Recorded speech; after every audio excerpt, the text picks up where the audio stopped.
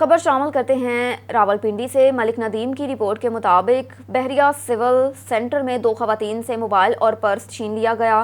Motor cycle پر سوار ببلو اور ببلی نے بحریہ ٹاؤن سیکیورٹی کو تکنی کا ناچ نچا دیا۔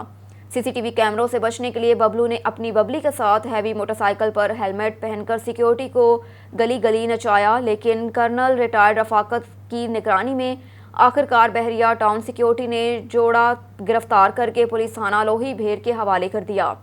موبائل پرس برآمد کر لیا۔ ببلی ایک خوبصورت لڑکی کے روپ میں ہجڑا نکلی، جبکہ جمعرات کی رات کو بحریہ ٹاؤن سیکیورٹی کو کال موصول ہوئی کہ 2 خواتین جو بحریہ ٹاؤن فیز 4 میں واک کر رہی تھی، ایک موٹر سائیکل پر سوار ایک مرد اور عورت نے ان کے پرس اور موبائل فون چھین لیے۔ اطلاع ملتے ہی بحریہ ٹاؤن کے تمام گیٹ اور سیکیورٹی سٹاف کو آگاہ کر دیا، گیٹ بند کر دیے گئے اور تلاش شروع کر دی گئی۔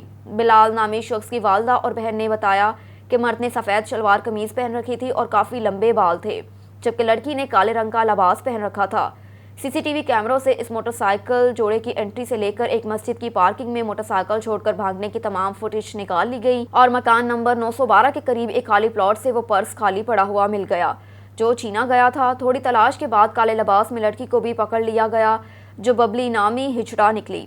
اس نے بتایا کہ اس کا ساتھی خطرناک روح کا سرگنا ہے جو جڑواں شہروں میں متعدد وارداتوں میں ملوث ہے۔ اچانک ایک گھر کی چھت سے فائر ہوا۔ سیکیورٹی والوں کے جوابی فائرنگ کی تو فلمی انداز میں لمبے بالے والے ڈکیت نے ایک سے دوسرے گھروں کی چھتیں پھیلانتے ہوئے فرار کی کوشش کی، جسے بڑی جدوجہد کے بعد ملزم کی پاس گولیاں ختم ہونے پر اسے گرفتار کر لیا۔